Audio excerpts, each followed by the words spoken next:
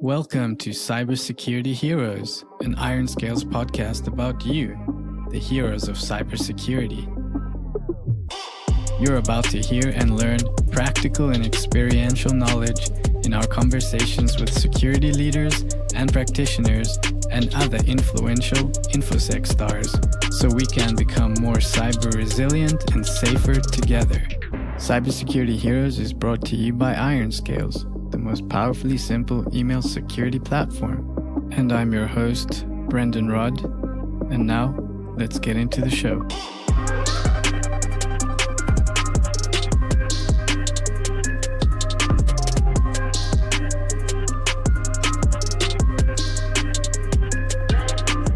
Hey, Allan, welcome to the show. Hey, thanks for having me, man.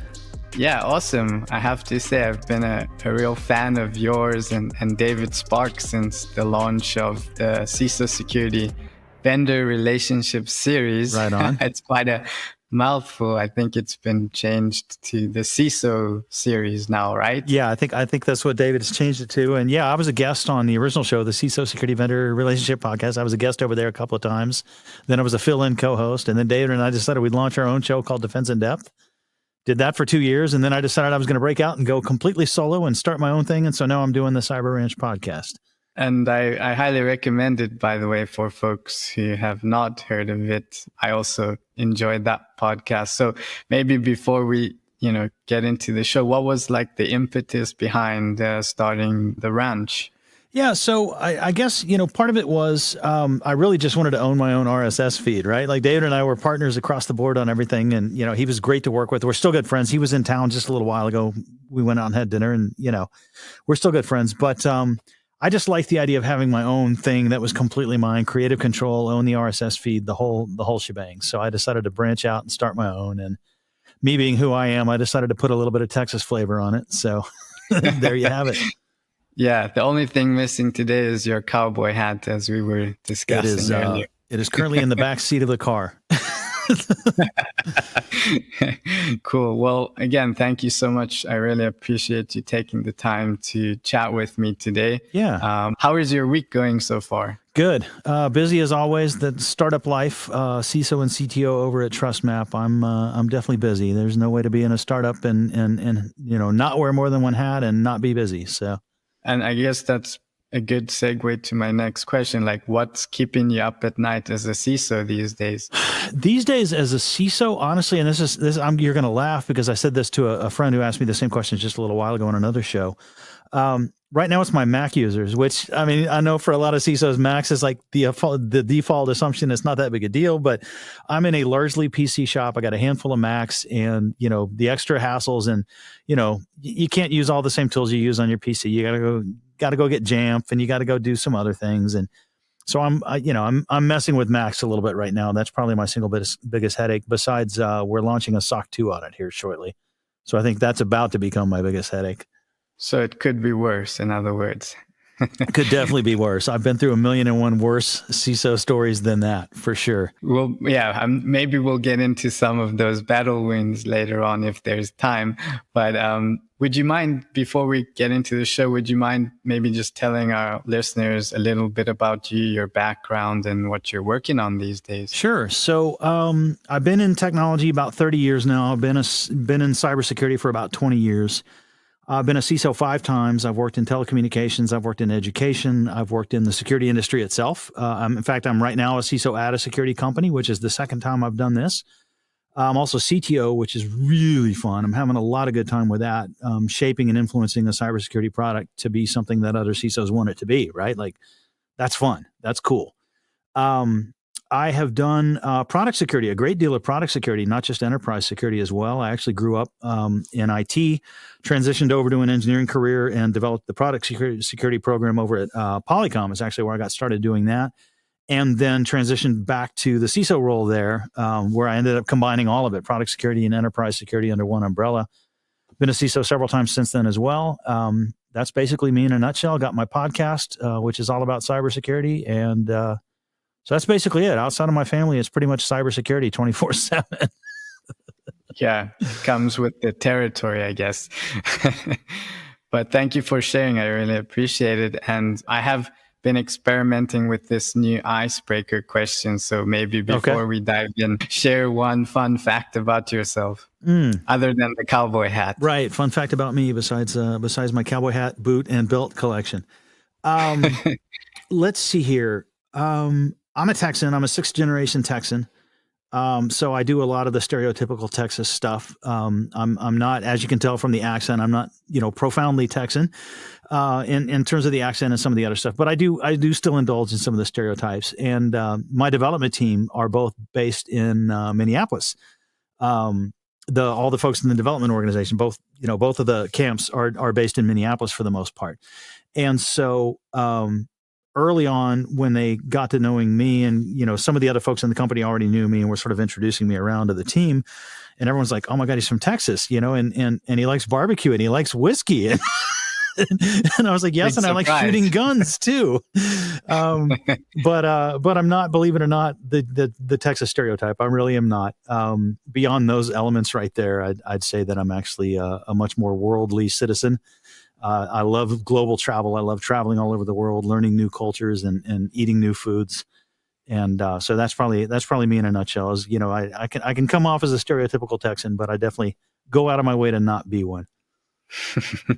Well, I appreciate you sharing that, and I'm really excited to chat with you today about something that's quite timely, I think, and that is the Okta breach. And today we're going to sort of unpack as best we can and critique the handling of Okta's communications effort after the breach and why it matters, and especially for all of us on the sidelines passing judgment without all the facts. I know there was a post that you had out, I think it was last week or the week before that went pretty viral. So we'll save that for later. We won't give any spoilers, but maybe just to sort of set the stage and open up the episode, before we get into that, would you agree or disagree that there is no one playbook for communicating a breach to the public?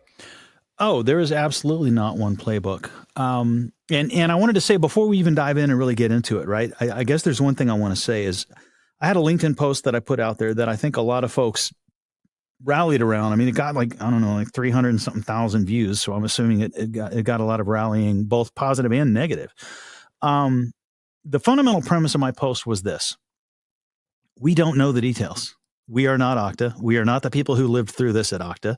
We are not the security team there. We are not the lawyers there. We are not the marketing comms person there. We are not any of these people.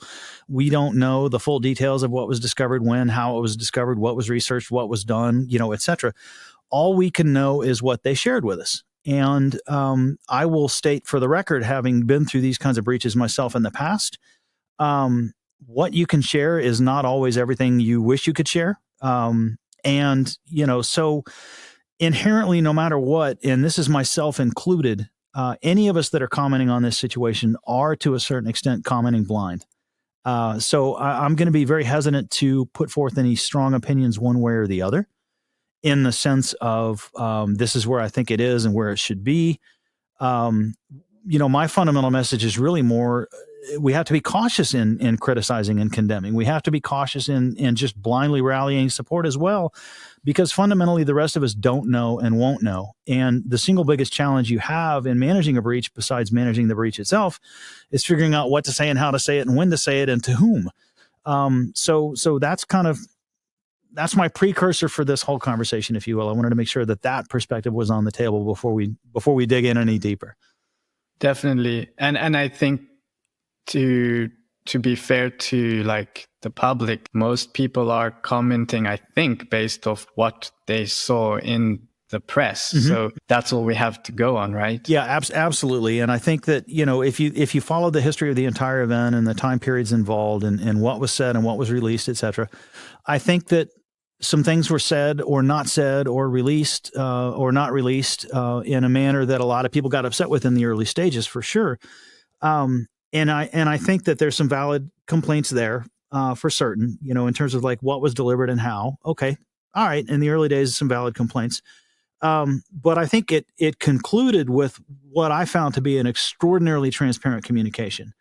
The CISO, and I'm sorry, I'm getting his name wrong, I'm blanking here, David Bradbury, on March 23rd, released a timeline of exactly what the events were, dating all the way back to January. Here's what transpired. Here's what happened. It was actually a third-party entity that they were working with. He actually names the third party. He discusses the report that was sent, the investigations that came in, when things were concluded, what initial impressions were, and reactions and responses to the various sort of stimuli as they came in. And I felt like this final post from David was actually refreshingly transparent. Again, having been through this before, it's very difficult in the face of the modern world of litigation and everything else that goes on. Imagine, if you will, that your company gets breached. And imagine, if you will, it turns out to be a pretty significant deal that impacts a decent number of your customers, and customer data is involved, et cetera, et cetera. And here you are, the security practitioner in charge, trying to figure out what's going on. You've got to manage the incident itself. That's challenge number one. But then what do we say and to whom? And you've got lawyers whispering in your ear. You've got marketing and communications folks whispering in your ear. And I don't know David's story. I don't know, again, what he went through in particular with this. But I can tell you, in my own personal experience, every time I ever wanted to come out and be 100% transparent and refreshingly honest about the whole thing, I was informed that I could not be. And it's a real challenge when you are a transparent leader to get that transparency across the table. And I think his final communication on March 23rd was extraordinarily transparent.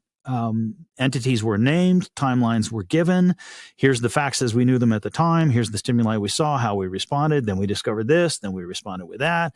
And he walks through pretty much the entire story. And I'm really surprised that he was able to do that. And I want to give full props to Okta for the fact that he was able to be that transparent. Now, that doesn't change the fact that for those first 48 hours, the comms were all over the place and people had all kinds of criticisms there.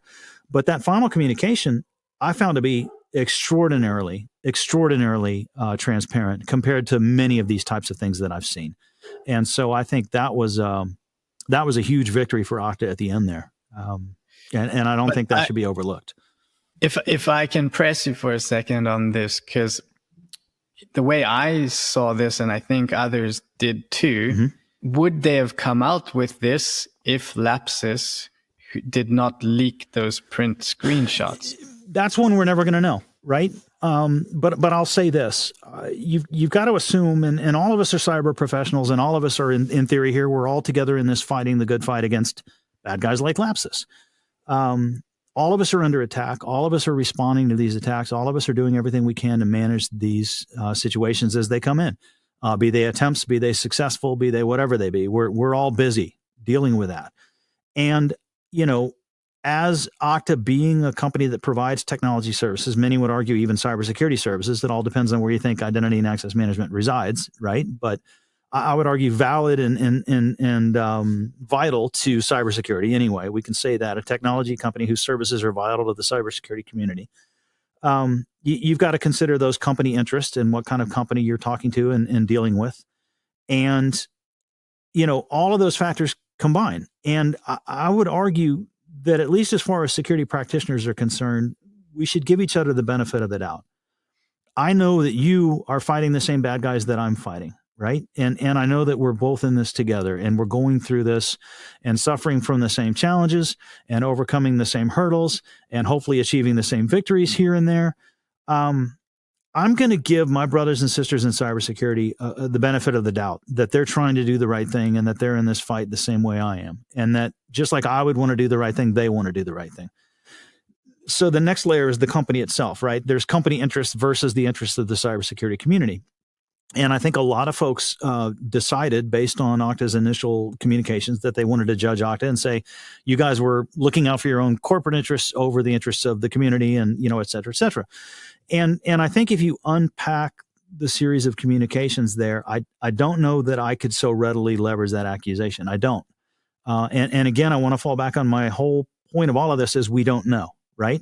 We don't know what we don't know. And if you read that timeline that came out at the end, it's a very plausible narrative as to we saw this and so we didn't do that, and then we didn't see this so we didn't do that, and then we did see this so we did do that, and then Lapsus came out and did this thing and we had to go back and look at this thing. And if you if you believe the transparency of that narrative and if you believe the honesty of that narrative, then it's certainly understandable that the folks at Okta were simply dealing with what they had in front of them at the time and weren't deliberately hiding, obscuring, obfuscating, whatever. And I would argue again that very, very transparent communication at the end indicates who and what they really are, right? And by that I mean, to your point, let's say that somebody's naysaying and saying, oh, if it hadn't been for lapses, they wouldn't have said anything. Okay. Their final communication didn't have to be as transparent as it was. It could have been still very closely guarded. It could have still been, here's a very rough overview of the facts and da-da-da-da-da. They could have concluded that final communication any number of ways that weren't as transparent. So I don't think it's fair to say lapses is why they were transparent, right? Because it went public, they had to be transparent. They could have still been much more closely guarded than they were. I've been there. And I've seen companies be much more closely guarded.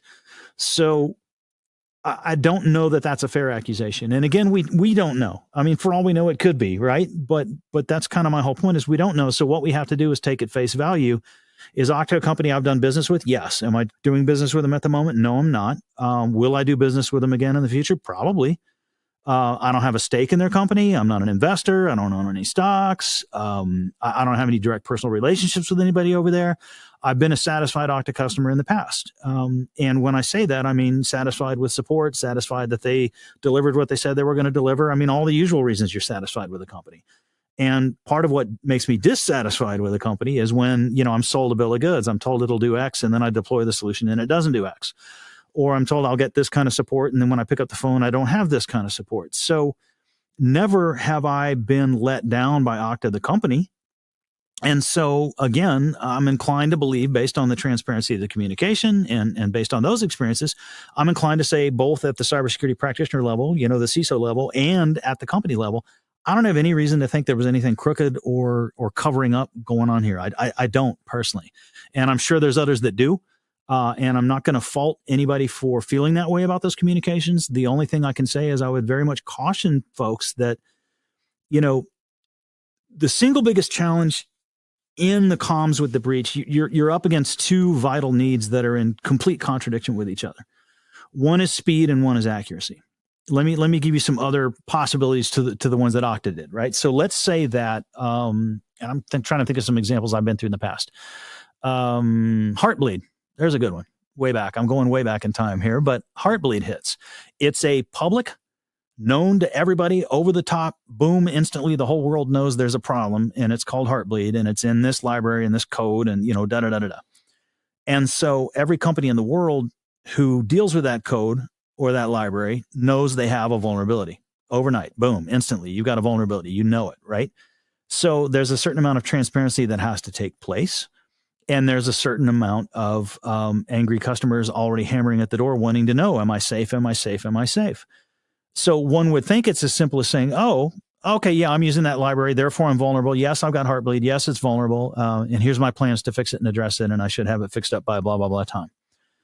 That's what should happen, right? But the reality is, when Heartbleed hit my shop, first thing I had to do was go to every single nook and cranny in the company and look at every technology platform that we ever sold or supported, be it a tangible physical product, be it a cloud offering, whatever it might be. And I had to go to each and every one of those sub-entities and say, do we have this library? Do we have Heartbleed? Please explain quickly. Answer quickly, because I got 1,000,001 customers banging on my door wanting to know quickly. Well, the reality is you can't gather that information quickly. You can't. You're dealing with players all over the company. And in some cases, you may have a product line that's older and the people that wrote the code aren't even around. And I mean, there's 1,000,001 reasons for why that's not going to be a fast exercise. So the two pressures you're up against, speed and accuracy, you have a choice now. You can go out and say, I don't think we're vulnerable. I looked at this and this, and we seem to be cool. You seem to be cool. Everything's cool, while you're waiting on those final reports to come in. And now you've chosen speed over accuracy. Well, what happens when the final report comes in and it turns out one of your product lines is in fact vulnerable? Now you lied to everybody, right? And that's the accusation that goes flying. Oh, they're covering up. They're lying. They're lying. They're lying. You went for speed over accuracy and you gambled and you lost. You're not lying.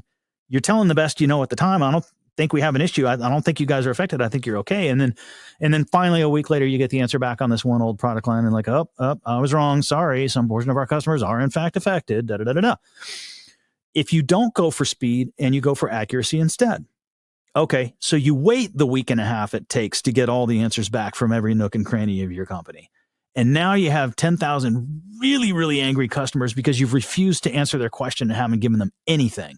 And all these other vendors they work with have given them something back. And now you look like this absolute, like, non-communicative, non-transparent, like, you can't win that way either. So there's this constant tension between speed and accuracy whenever you're faced with one of these certain circumstances. And it's really, really hard to strike that balance. And if you err on the side of speed, you're going to risk accuracy. And if you err on the side of accuracy, you're going to risk speed.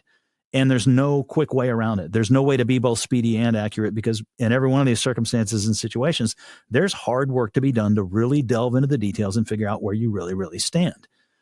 So I try my best to err on the side of speed while maintaining, hey, accuracy could change. Right now, I don't think it's this.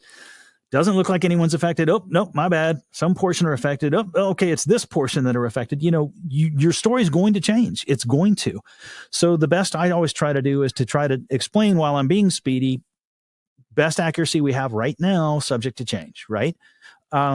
It's an art form. It's a balancing act, and it's very, very difficult to pull off. So folks that get upset and say, oh, they lied, I don't know if they lied. I think they were trying to go fast, and then later accuracy caught them. People that say they were non-responsive, they weren't being non-responsive. They were working their tail off. They were trying to make sure they were accurate, right? So there's almost no way to win in these circumstances as the vendor. There's almost no way to win, because some portion of the audience is going to be upset no matter which of those sides you choose. Yeah, it definitely sounds like a complicated juggling act, between the lawyers, the communications teams, like you said, the speed and the accuracy elements. If you had to respond as a CISO right now, if you were breached tomorrow, how would you go about delivering the message? What are the fundamentals that you would expect of others that, you would sort of show by leading the way, by example? Right. So it's tricky. And again, every time I've been in this circumstance, I haven't been the sole decision maker. We'll leave it at that, right? There's plenty of other parties in the company that have a stake in what you do and don't say. And I think that's great to include that in your response. Yeah. My best effort in these circumstances, the best effort I would put forth would be, first of all, as soon as I'm notified by my own team or whomever, let's hope it's my own team and not the public that notified me there's a problem. And let's go ahead and say it is the public, because it's the analogy we're talking about here. So something comes out in public that says, oh, your company's been breached, right? And some bad guys are like waving evidence or something of some kind of breach, right? The very first thing I'm going to do is obviously deploy every resource I have internally to get on top of, what is this? Like, what is this artifact? Is it even real? Is it somebody like pretending it was us? Is it somebody that hacked a supplier and it looks like us, but it's not us? Is it another company with the same name? I mean, there's 1,000,001 other possibilities. So you've got to launch all your forces out to try to figure out, what is this thing really and where did this come from? While that's happening, you got to make your first public statement, because obviously there's this loud scream in public and you have to say something back. There's this echoing silence after the first scream. And what I would say is, we take these matters seriously. We're looking into it. Right now, we have no evidence to suggest blah, blah, blah. Subject to change. We're digging. We'll keep you guys posted. And then you start to get the results back. Okay, it looks like it really was us. Okay, so it's not a company with the other name. Check that one off the list. It is either us or our suppliers. Okay, all right, is it us or is it a supplier? Start that investigation. If it was us or the supplier and it somehow involved our data, to what extent did it involve our data? Start gathering all the logs. Start looking. And again, all this activity is taking place. It's the duck on the surface of the water, casually coasting, but his feet are just going 90 miles an hour, right? The duck feet are going rapidly at this stage with everybody on deck, all trying to get to the heart of what's going on. Somebody uncovers something from a log and says, oh, yeah, it looks like this might actually be us for real. Okay, new statement comes out. Looks like it might be us. So far, again, we don't think anybody's impacted. We don't know anything yet to indicate anybody's been impacted, and it's this constant cycling through that kind of information. And so it's very easy to say, we don't think anyone's impacted. And then an hour later say, whoops, somebody was impacted. That's going to happen. Most likely that's going to happen. If it's a real breach, somebody got impacted. But until you know who or how bad or how much, you have to go with, so far we have no indications, right? It's the facts at the time. And that's how I manage these kinds of circumstances. What you've got to decide is how public you go. Because let's say that you find out, I'm going to make up numbers now, 1% of your customer base is impacted. Do you publicly come out and say, here's 1%? Probably. But what do you do with that 1%? You're probably going to proactively reach out to them and have direct communications with them about, hey, hate to tell you, you're on my 1% list. And here's what we know and here's what we found. And now you're having a whole second set of conversations, probably with a little more detail and a little more transparency than the major public communications. And you are having to go through that whole exercise again with these constant updates. Right now, it looks like you were affected. Right now, it looks like they saw your data. They didn't delete or alter your data. It turns out they did actually alter your data. Whatever the story is as it unfolds, you're having to constantly update everybody with the latest and greatest as best you can. And you have to constantly remind people, subject to change, subject to change, subject to change. We are not going to quit investigating this until we really, truly feel we've exercised every resource we have, looked into every nook and cranny, and satisfied everything, turned over every leaf, turned over every rock. So the story will change. It will absolutely change over time. There is no way it can't change over time.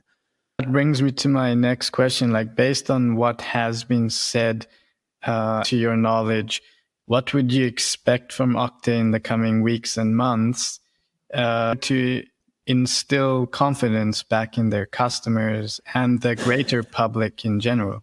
Yeah, that's a really tough question, and I don't want to speak for them, but I'll say, or how would you try? Yeah, how would I do it? Yeah, let's make it a how would I do it question. Obviously, the quiet conversations with those actually affected are taking place and still taking place, right? If somebody's data was impacted, and I forget what the final figure was, but some small portion of Okta's customers were in fact affected, I believe is what they said. So, you're having conversations with those customers directly, and you're walking them through everything that you've seen and done.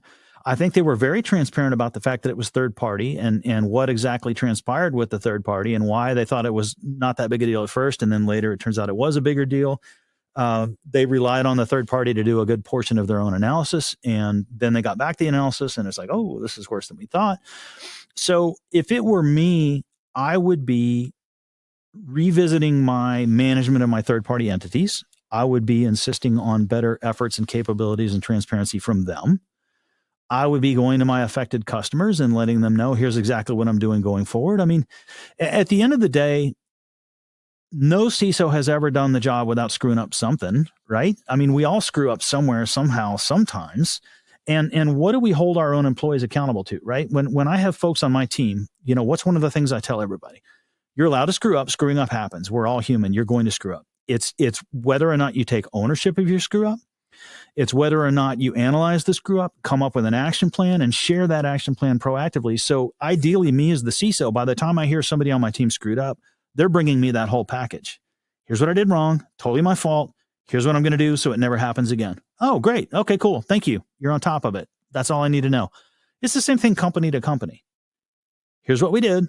Here's what we did wrong. Here's what we're going to do to make sure it never happens again. And as long as that kind of conversation is taking place, what else do you expect from somebody, right? I mean, that's pretty much it. And I would assume, again, I don't know them over there, but I would assume that's what they're doing. Since the breach, have you learned anything new that you would like to share? Not since that last message. I honestly haven't followed this one too closely from here because I think once that last public message hits the streets and it was very, here's the steps, here's exactly how it went down, here's why we said what we said and thought what we thought, here's where it's at. I think all the conversations from here take place with the customers affected, not with the public. And it's possible. I mean, I don't know. I mean, I suppose the marketing folks could get involved and, Okta, we really care, I don't know. I mean, they might be launching some new campaigns to sort of try to get in front of this a little bit. But I think, honestly, I don't think there's a fervor as much anyway over the fact that it happened. I think most of the fervor was over the communication. And the communication has come and gone. The final transmission hit the streets. I don't know that there's much more to be done there. And I know that some folks are still very much up in arms. And unfortunately, it's a very small percentage of the population very up in arms about the fact that, how could this happen at all? The CISO failed to do his job, yada, yada, yada. And I would argue that the vast bulk of people putting forth that argument are not CISOs and have never been CISOs. And that's kind of that armchair quarterbacking stuff that I was calling out in my post of, guys, you can't use words like right and wrong to describe accuracy versus speed challenges and the work that was done against those challenges. If somebody truly flat out lies, oh, this never happened, this isn't us, this wasn't you, no customers affected, and stays with that course of thought and stays with that messaging, and whatever investigation comes out, is kept under wraps and contained and closed up. Yes, in theory, somebody could flat out lie about that, but I don't think challenges in trying to battle that accuracy versus speed conundrum should be characterized as lies. I don't think right and wrong are even the right words to be using here. Again, we all screw up. Somebody can screw up. You'll get breached eventually. I don't care who you are, that can happen. It's how you manage the screw up and how you deal with it. And so those that are just flat out upset and up in arms that the breach even occurred at all, like some massive failure of responsibility, I guess, those are the folks that have never been there. I know how hard it is to run a program. I know how hard it is to gather all the resources you can gather, and you don't always get the ones you want, both people and money and time and all of that. You're throwing what you can at the problems. You're doing your best to rank on risk. You're doing your best to incorporate things like third-party supply chain. You're doing your best to address and tackle all these various nooks and crannies and facets. But one of the points I made in my post was we don't know the details of what the full stack was. We don't know what the CISO's full list of challenges was. We don't know what they were up against. We don't know, for all we know, they swatted down 999 things that could have been bad that weren't for this one that got through. They could have done, 999,999 that didn't get through for the one that did. They could have done 5 million, they could have done one. We don't know. But as a practicing CISO, as somebody who's been in this seat several times before, in terms of, 0-day stuff like Heartbleed and everything that comes out, breaches, whatever it might be,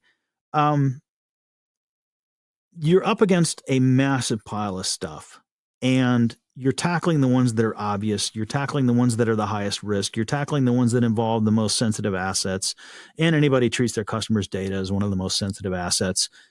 You've got a lot of challenges on your plate, and for something to slip through the radar, it's not, I don't want to say it's inevitable, because there's plenty of us that somehow, so far, knock on wood, have not been breached, or at least don't know we have, which is a whole nother story. But I'm not going to fault somebody for the fact that something went wrong.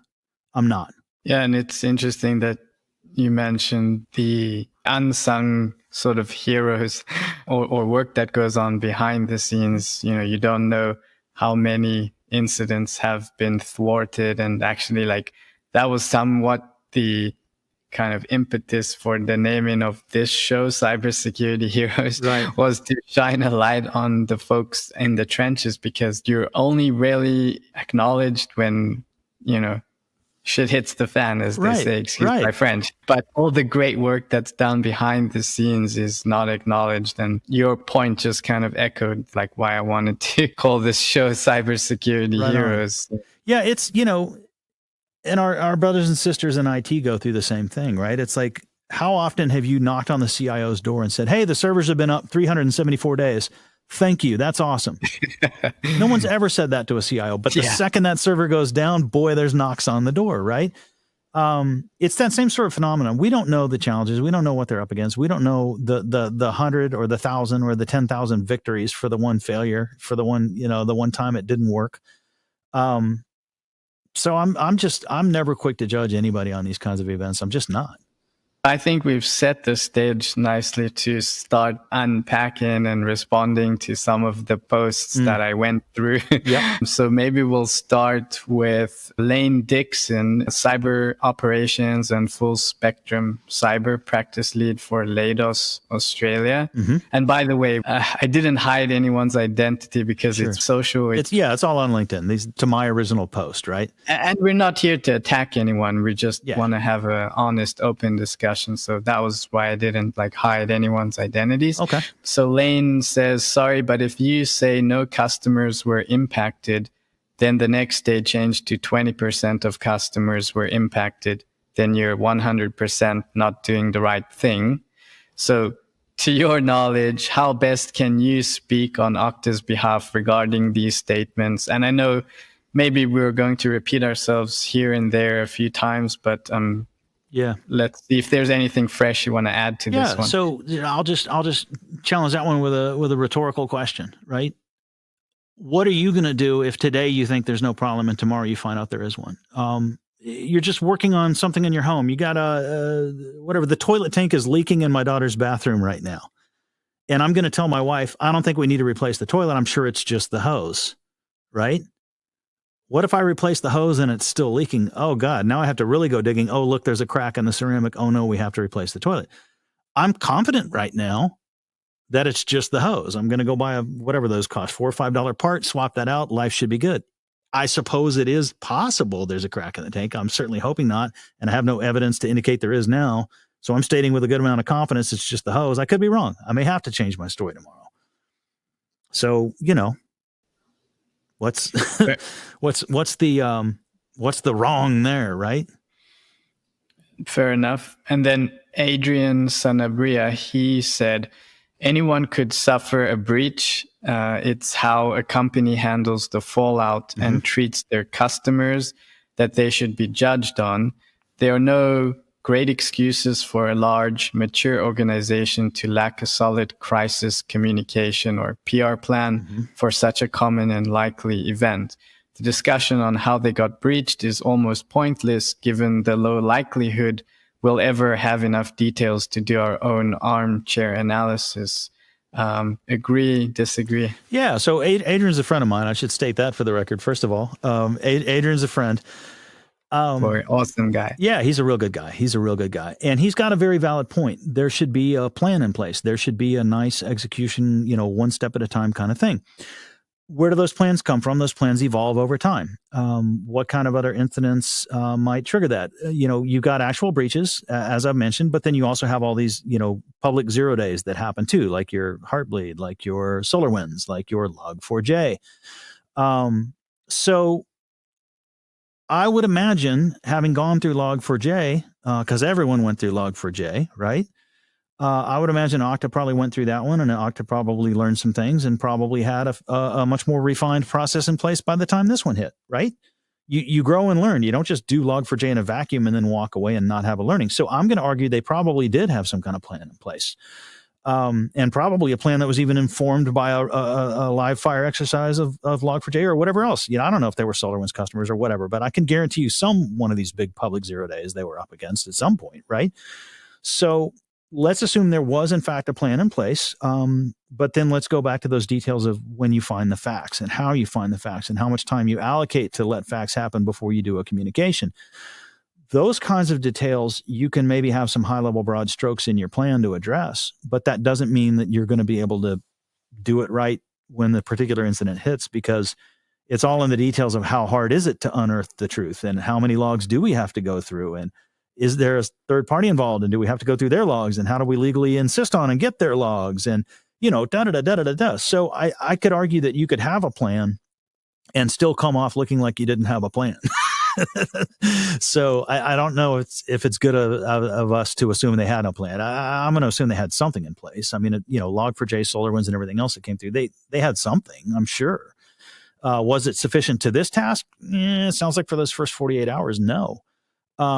But I'm not going to automatically assume no plan. And then his second point was, I'm sorry. So he said should have a plan, but he also said, 1 second, the discussion on how they got breached is almost pointless given the low likelihood we'll ever have enough details. Right. And that's echoing what I said, which is just, we don't know. We're never going to know. They're never going to be able to fully disclose every single nuance and detail.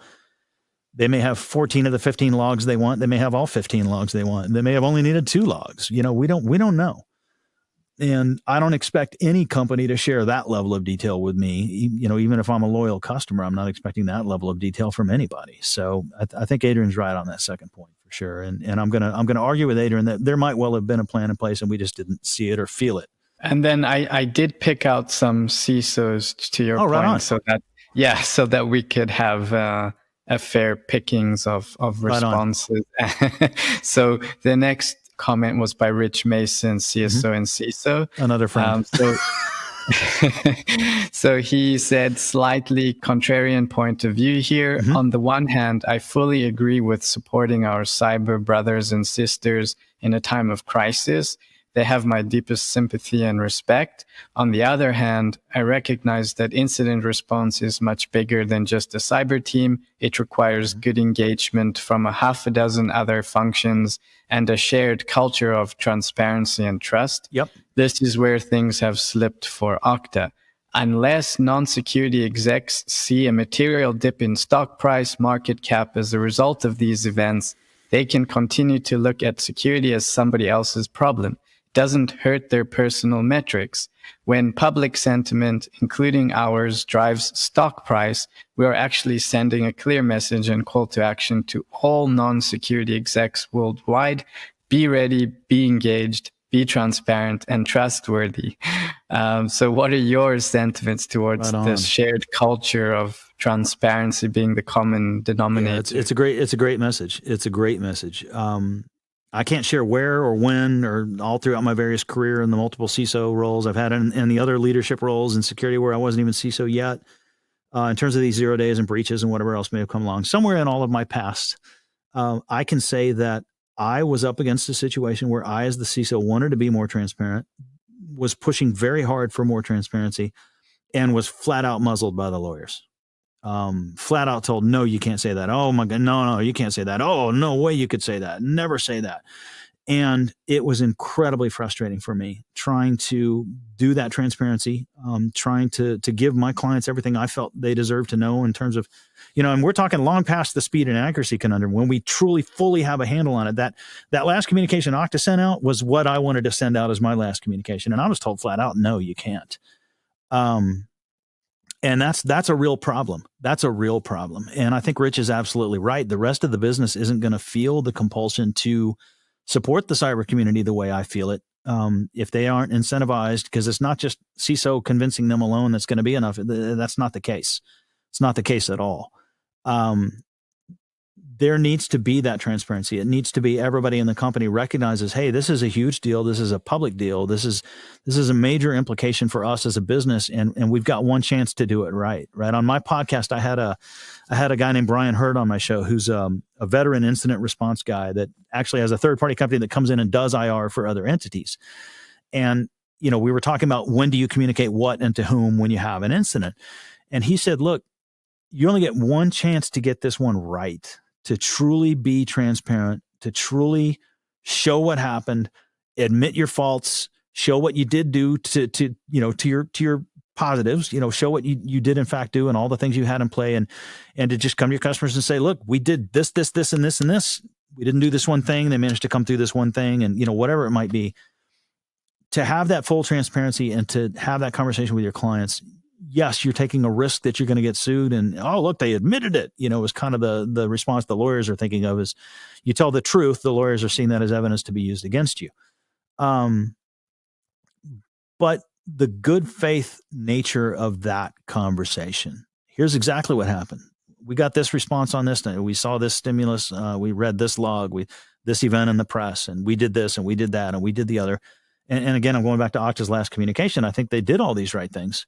It took them a while to get there, but they got there.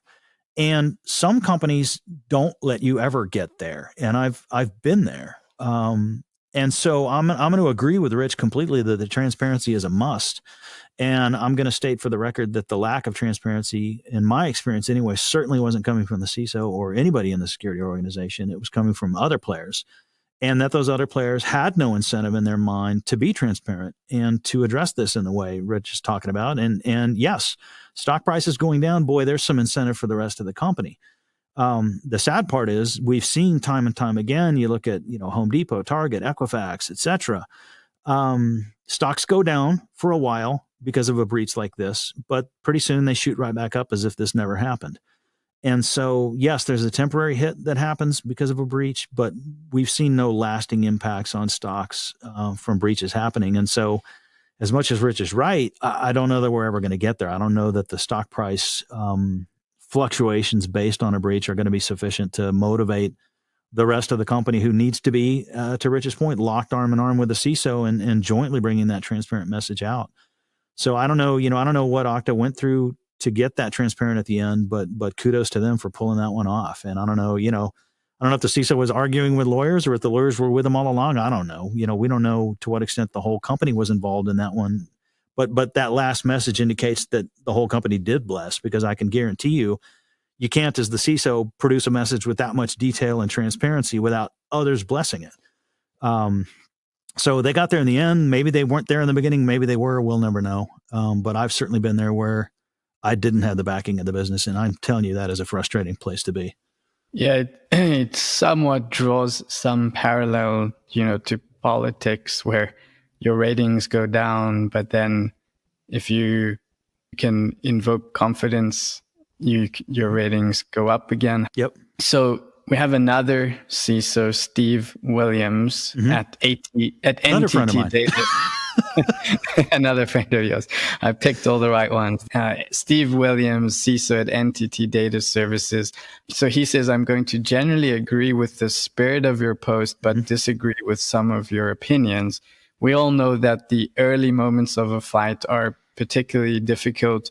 So how you react to that unplanned aggression will never go as smooth as you would have liked. Right. What matters truly is how you respond once you get your feet under you. And in that regard, I believe Okta did an exceptional job. They departed significantly from the safe, vague, nothing to see here information that all of our legal teams would browbeat CISOs into using, and continued to ratchet up the transparency with each update. They also named the third party who was the source of the breach, which is another significant departure from traditional breach response publications. One only needs to look at the other company breached at the same time by the same attacker, brackets, Microsoft, to see what a traditional, vague, unhelpful response looks like. The difference is night and day. I, for one, would love to see the industry take a more open Okta-style approach to breach response when it happens.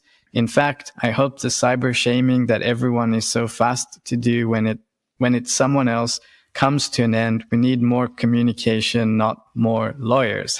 Right on. So Steve called me out. The initial iteration of my post, I had not seen the last communication yet. I had only seen the first few. And I said up front, the comms on this one have not been very good. But again, let's not be armchair quarterbacks. We don't know the details. We're never going to know the details. Let's quit tearing them apart. Let's support our brothers and sisters in cyber. So that was my original message. And what Steve was calling me out on was, dude, did you see the last post? And I hadn't actually seen it yet.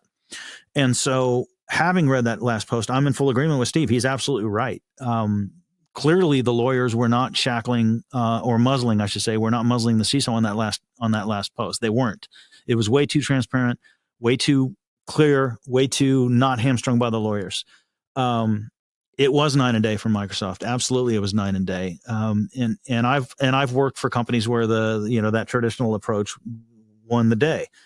I would love to think where I am now, and I think where I am now, God forbid we ever get breached. I could be this transparent, and I could have that open a communication with the community. But that wasn't the case, like I said, in the past. And I think Okta, on that last message, hit it out of the park. I really do. So Steve's right. He was right to call me out on, hey, did you see the last comm while you're criticizing the comms? And to his point, it takes a while. You're doing that whole accuracy speed thing. And you finally, once you truly have a handle on what happened, your final comment is the comment that stands, because there is no chance to redo that one. Once all the facts are in hand, you only get one final comment, right? And that was it. I think Okta's one final comment was outstanding. I really do. So Steve's right. And to reiterate, the response was like moving at a real pace. There was a bit of silence, but then like once they started responding, it was a 6 hours or 8 hours gap. And then the next day they had a response with all the findings. I mean, that was somewhat, I felt that was interesting because they had a real detailed analysis in such a short space of time. Like, in your experience, is it possible to do such a thorough analysis in like less than 24 hours? Yeah, it sounded like they were prepared somewhat. Less than 24, no, but I think they had a grand total of like 50 something hours in their hopper before that final. From the moment lapses announced to the moment that final bulletin came out, that final blog post from the CISO came out, I think it was 50 something hours. The answer is, if you've got your act together in terms of what you log, how you log, where you log, centralization of logs, etc., yes, you can do it that quickly. If you don't, forget it. If you're having to run around to even figure out what is logging, and if it's logging, where it's logging, and where do those logs reside, and then you find out that you don't even have timestamps synchronized between this device and that device, and if your shop is a mess, you're never going to get there that quickly. If your shop is organized, you're logging centrally, you've got centralized timestamping, you've got everything cross-referenced to everything, it's easy to go through and mine, you can, in 48 hours, figure everything out and be able to definitively speak to what's going on. And it really boils down to the quality of your monitoring infrastructure at the moment the breach hits. That's really what it boils down to. So hopefully this does instill some trust in the public that they were able to do such a thorough analysis. Yeah, the fact that they were able to do it quickly too. I mean, and again, the 48 hours is painful when you're living through it. Like, it takes them 2 more hours to get the next release out. You're freaking out because that's 2 hours that all your people are hammering on you. Are we vulnerable? Are we vulnerable? Are we vulnerable? So throughout that 48 hours, even a minute feels like this incredibly long amount of time. And it sucks to go through that, especially when the comms are coming out with, we're not this. Oh, we are this. Oh, we're even more this. Oh, we're not that. Seemingly contradictory, and the accuracy speed outputs just being a mess for that first 48 hours. That feels like forever. But now it's been a week or two, and we're looking back, and it's like, man, they nailed it down thoroughly and completely in 48 hours. Not bad, So it's a perspective thing about time too. That 48 hours when you're living it is intense. A week or two later, you look back and you go, man, I don't know if my shop could get that organized in 48 hours, right? I mean, so in the long run, I think 48 is a short time. While you're living it, no, it's not. And there were plenty of people complaining about how painful that first 48 was, and I think with good cause. Mm-hmm. So I know we're coming up on time. Do you have time for 2 more questions? How are you doing? Sure. Yeah, we can do it. Okay, awesome. So Chris Lamb, he's the CEO at UShip. Another friend. So I'm on a roll. So he says, I respectfully disagree, Allan Alford and Sam Curry, because I think there was a thread going on here. As the person who ran disclosure and response during Witty and several other big security vendor security issues, they committed the cardinal sin. They didn't communicate to their customers at all at any point. They didn't have any kind of crisis management or outreach at any point until they were publicly shamed and embarrassed. I don't care how big or small you are and how many lawyers are in your ear telling you to let it blow over, or you can't do this or that due to collateral business risk. You communicate early and often so those customers can make their own decisions about how to respond. They never did this and still aren't doing this with any humility or customer centricity. It's not hard to enable your customers to make decisions, and there is no excuse for the way they handled this. You guys in the vendor space can continue to be industry Okta apologists, but this bad, immature behavior is unacceptable and will get you ripped out of any company I am responsible for at the drop of a hat. There goes Chris dropping a bomb, man. So Chris is a really smart guy, and Chris has worked in the vendor space with me as well. We actually worked together at another security vendor I used to work at. And he's a really smart guy. So I would say that he's probably got the best arguments against how it was dealt with of any of them. Like, it's an informed perspective. He's been there and done that. He is one of the ones that, I said most of the people criticizing haven't been there. He has been there in his very post. He said he has. And he even names, one of the particular incidents, he dealt with. The only thing I can say, in response to that in terms of countering his claim, if that's truly what's going on, if the company is truly utterly failing to inform, if the company is truly only saying something because they got popped in public, if that's truly what's happening, then Chris is right. I don't know that that's what truly happened. If you read the final timeline, they had all the reason in the world to think this wasn't a real problem and go launch an investigation. Right now, we have no evidence to suggest. We did a cursory examination. We saw nothing. Then we get the final report back. Oh dear, there really was something more to it. I've signed 1,000,001 contracts I've been in the supply chain for probably 90% of my career, I've been somebody else's supply chain. And as such, I have to sign contracts all the time about breach notification.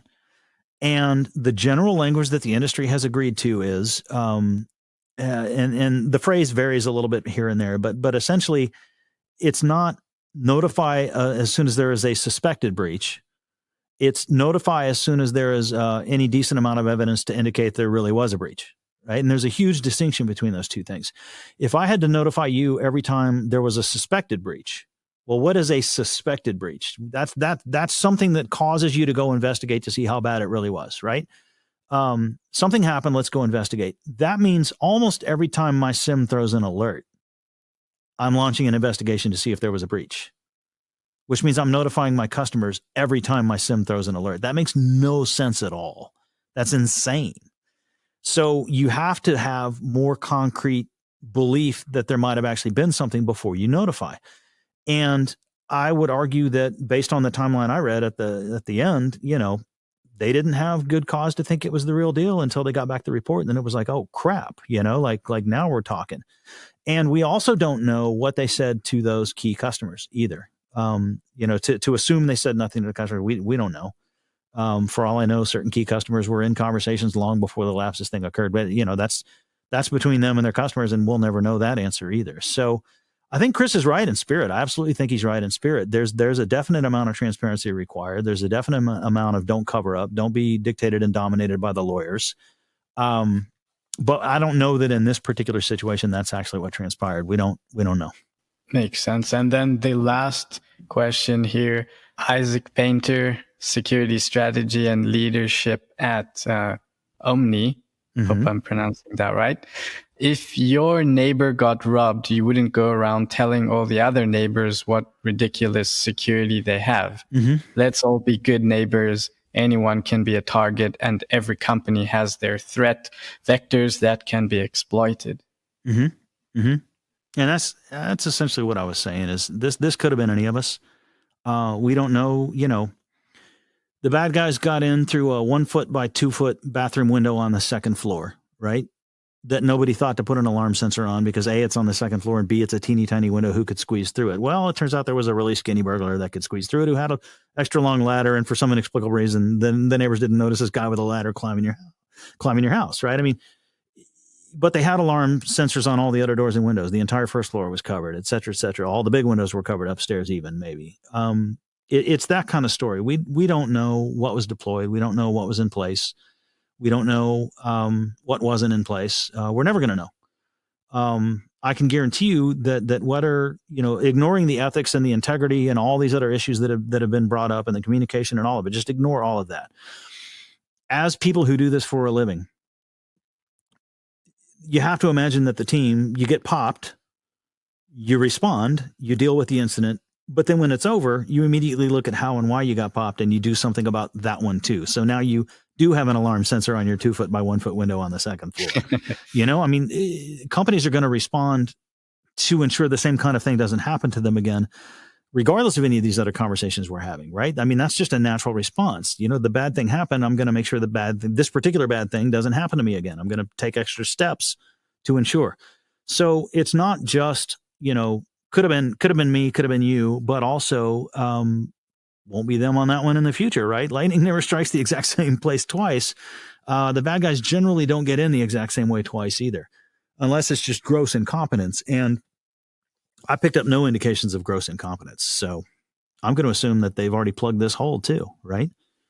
And to their defense, I mean, I'm no security expert, but from all my guests and just sort of keeping abreast of, the topics and the threat landscape, like third-party risk is the most challenging one to defend against. It's not necessarily your shortcomings that you're dealing with. And you got less control, right?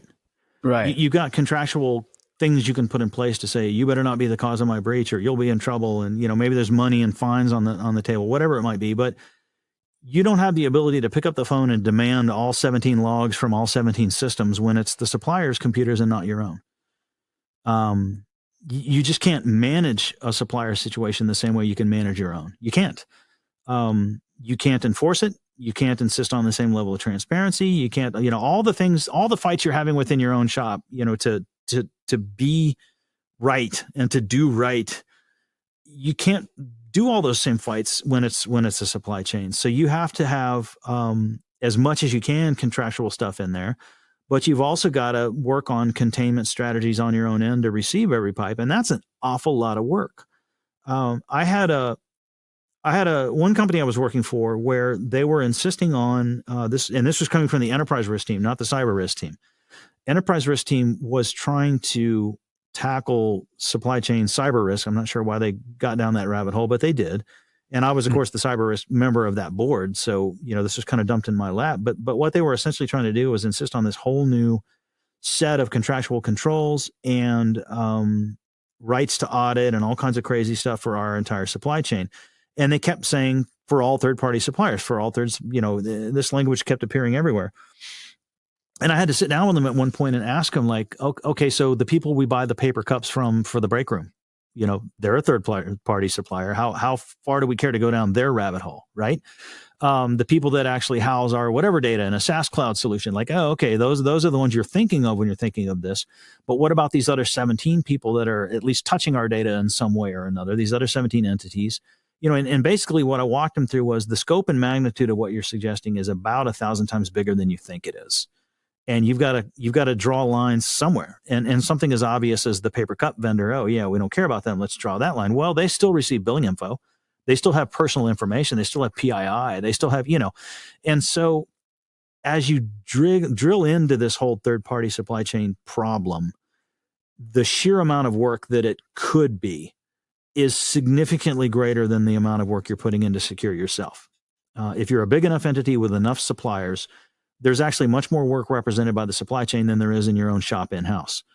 It can be that bad. And so obviously that's not realistic. And so obviously everyone's going to have to come up with some compromise, draw some lines in the sand, cut some corners.